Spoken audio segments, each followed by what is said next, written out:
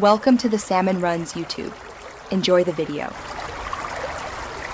In this video, I will explain how to update your Hyundai Elantra navigation system.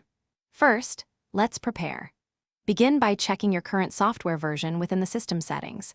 You'll need a USB drive with a minimum of 32 gigabytes of storage capacity. It's also crucial to ensure your vehicle's battery is fully charged or connected to a reliable power source before starting the process. This preparation ensures a smooth update. Next, we'll download the necessary software. Head to the official Hyundai Navigation Update website. There, you'll select your specific Hyundai Elantra model to ensure compatibility. Download the dedicated Navigation Updater application to your personal computer. Once installed, use this application to efficiently download and transfer the latest map data directly onto your prepared USB drive. This step is vital for getting the correct files. Now, let's install the update in your vehicle. Turn your Hyundai Elantra's ignition to either the accessory or on position.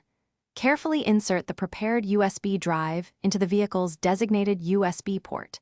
The navigation system should automatically detect the update files on the drive. Simply follow the clear, step-by-step on-screen prompts that appear to initiate the installation process. Be patient during this crucial phase. Finally, let's verify the update.